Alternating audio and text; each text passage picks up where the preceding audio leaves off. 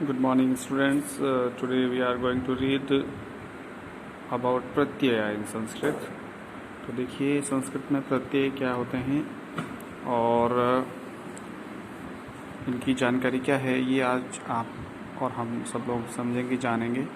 किसी भी धातु या शब्द के पश्चात, धातु शब्द का मतलब यहाँ क्रिया शब्दों से है, किसी भी धातु या शब्द के पश्चात जुड़ने वाले शब्दांशों को, शब्दांश मतलब पार्ट्स ऑफ वर्ड्स, शब्दों के टुकड़े, छोटे छोटे अंश को प्रत्यय कहा जाता है. ये शब्दों के पीछे जुड़ते हैं, बाद में जुड़ते हैं, अंत में जुड़ते हैं. धातुओं में जुड़ने वाले प्रत्ययों को कृत प्रत्यय कहा जाता है. बहुत ही इंपॉर्टेंट चीज़ बताई हुई है, यहाँ पर ध्यान दीजिए.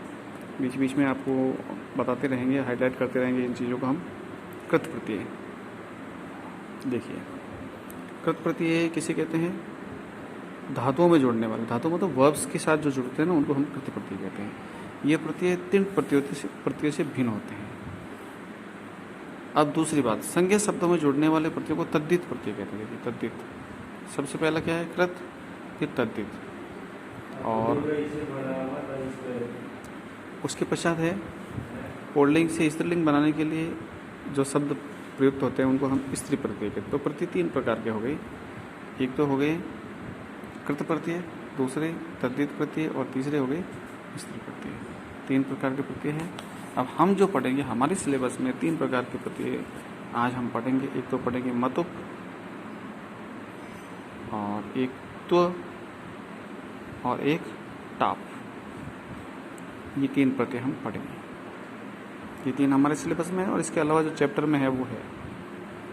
चैप्टर में जो आएंगे, बाकी हम ग्रामर पोर्शन में हमारे ये तीन प्रत्यय 6 थे पहले, उनमें से 3 हटा दिए गए हैं. अब ये 3 रखे गए हैं. तो सबसे पहले देखिए कृत प्रत्यय होते क्या है. पहले कृत प्रत्यय के बारे में थोड़ा सा पढ़ लेते हैं.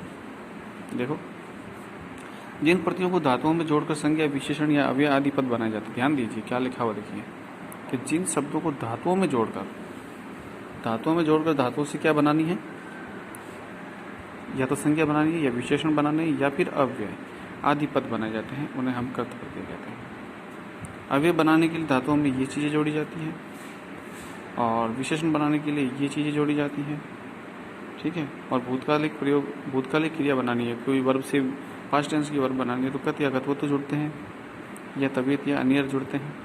और यदि संज्ञा बनानी हो तो ये सारे शब्द जुड़ते हैं. कौन कौन से? देखिए त्रिच, तीन, णोल और ल्युट आदि प्रत्ययों का योग किया जाता है. कतिपय प्रमुख प्रत्ययों का परिचय यहाँ नीचे दिया जा रहा है, जो हमारे सिलेबस में हम वही पढ़ेंगे.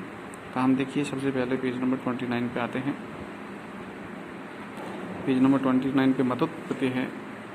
ये देखिए यहाँ पे आपको नज़र आएगा. अभी ये तद्धित प्रत्यय के अंतर्गत आता है, अर्थात ये संज्ञा और विशेषण शब्दों के साथ जुड़ने वाले शब्द हैं.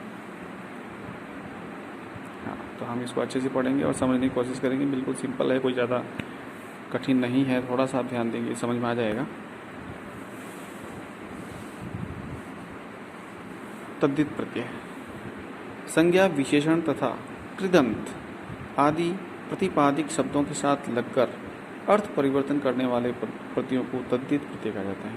यानी आपको ध्यान ये रखना है कि तद्धित प्रत्यय है वो संज्ञा या विशेषण शब्दों के साथ लगते हैं. तथा कृदंत आदि, प्रातिपादिक का मतलब होता है ऐसे शब्द जो चेंज नहीं होते हैं, शब्दों के साथ लगकर अर्थ परिवर्तन करने वाले, फिर उनका अर्थ बदल जाता है, ऐसे शब्दों को हम तद्धित प्रत्यय कहते हैं. तद्धित प्रत्ययांत शब्दों में कारक विभक्तियाँ लगती. तद्धित प्रत्यय लगने के बाद में उनमें कारक विभक्तियाँ, मतलब जैसे प्रथमा, द्वितीय, तृतीय, ये विभक्ति रूप उसके चलते हैं. लगती का मतलब ये हुआ. फिर विभिन्न अर्थों में प्रयुक्त होने वाले तद्धित प्रत्यय अनेक हैं. कतिपय तद्धित प्रमुख का परिचय, उनमें से सबसे पहला है मतुप. तो मतुप देखिए जो हमारे सिलेबस में है. चूँकि मतुप प्रत्यय की जानकारी के लिए आपको ध्यान ये रखना है कि मतुप प्रत्यय जो है वो वाला के अर्थ में प्रयुक्त होता है. वाला, जैसे उसके पास कोई चीज़ है, तो उस अर्थ में हम मतुप प्रत्यय का उपयोग करते हैं. इस अर्थ में स्वरांत शब्दों में मतुप प्रत्यय का योग किया जाता है. मतलब जो स्वर के अंत वाले शब्द जो होते हैं उसके साथ मतुप जोड़ा जाता है. और मतुप का क्या हो जाता है? मतुप के अंदर ये जो ऊ की मात्रा और प, ये उप, इन दोनों का लोप हो जाता है, और केवल मत जुड़ता है. केवल ये मत शेष रहता है, बाकी हट जाता है. अब कैसे? जैसे कुछ उदाहरण देखिए. शक्ति के साथ मतुप जुड़ा तो शक्ति मत हो गया. शक्ति के साथ मत जुड़ा तो शक्ति मत हो गया. इसी तरह से श्री के साथ मतुप जोड़ा तो श्रीमत हो गया। धीमत, बुद्धिमत और मधुमत और इक्षुमत और कीर्तिमत। कीर्तिमत मतलब कीर्ति वाला, इक्षुमत यानी घन्ने वाला, मधु वाला, बुद्धि वाला, संपदा वाला, श्री वाला, लक्ष्मी वाला और शक्तिमती यानी शक्ति वाला। तो ये वाला के अर्थ में मतुप या मत शब्द का यूज़ करते हैं हम संस्कृत में, और इनके विभक्ति रूप फिर शब्द रूप की भांति चलते हैं। अब इसके पश्चात जो दूसरा हमारा प्रत्यय है जो है कत प्रत्यय।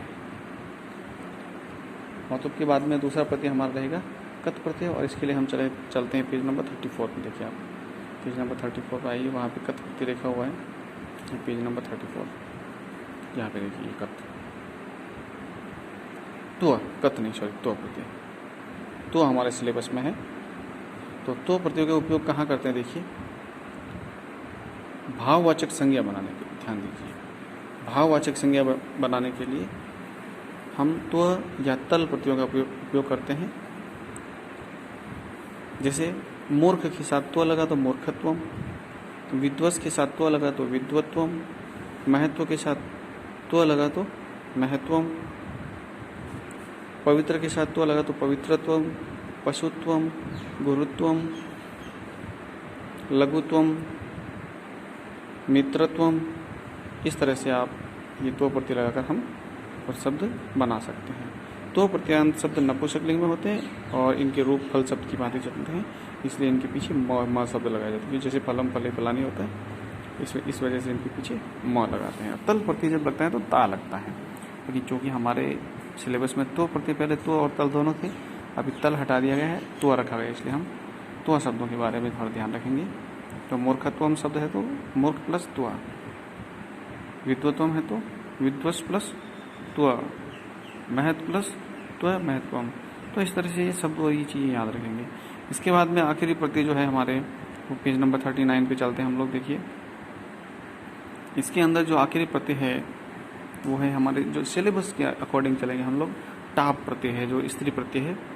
3 प्रकार के प्रत्यय होते हैं, उसमें स्त्री प्रत्यय में ये हमारे सिलेबस के अंदर है। देखिए टाप प्रत्यय यहाँ पे ये रहा, टाप प्रत्यय स्त्री प्रत्यय। पुल्लिंग शब्दों में जिन प्रत्ययों को लगाकर स्त्रीलिंग या स्त्रीवाचक शब्द बनाए जाते हैं उन्हें स्त्री प्रत्यय कहते हैं। जैसे आ में आ लगाते हैं, जैसे टाप, डाप और चाप, इनमें से टाप प्रत्यय हमारे सिलेबस के अंदर है। और दूसरा है ई प्रत्यय, जिसमें डी, डीस और डेन ये जो आते हैं, लेकिन इनमें से अपने को टाप पढ़ना है। जैसे अकारांत पुल्लिंग शब्दों से स्त्रीलिंग शब्द बनाने के लिए टाप का आ शेष रहता, ध्यान दीजिएगा। ट और प हट जाता, केवल आ ही शेष रहेगा। जैसे अश्व के साथ टाप लगाया तो आ बचा, टाप ट और प हट गए तो आ बचा, तो अश्वा बन गया। उसके पश्चात सुत के साथ टाप लगा तो सुता बन गया। सरल के साथ टाप लगा तो सरला बन गया। प्रथम के साथ टाप लगा तो प्रथमा बन गया। इस तरह से आप ये पुल्लिंग से स्त्रीलिंग बना सकते हैं। यदि पुल्लिंग शब्दों के अंत में अक हो, जैसे बालक, और टाप प्रत्यय लगाना तो बालिका, थोड़ी ई की मात्रा लगेगी उसके अंदर। मूषक, मूषिका, शिक्षक, शिक्षिका, साधक, साधका, साधक, साधिका, गायक, गायिका, नायक, नायिका। इस तरह से आप देखेंगे ये कुछ शब्द बने हैं। तो आप इन शब्दों को अपने होमवर्क नोटबुक में लिखेंगे, सॉरी क्लास वर्क नोटबुक में लिखेंगे। और होमवर्क नोटबुक के लिए मैं आपको कुछ काम दूंगा अभी, जिसमें आपको ये शब्द लिखने हैं। तो आज केवल इतना ही। अगले वीडियो में हम अगला चैप्टर कवर करेंगे, अपना टॉपिक कवर करेंगे। तब तक के लिए धन्यवाद। Have a nice day.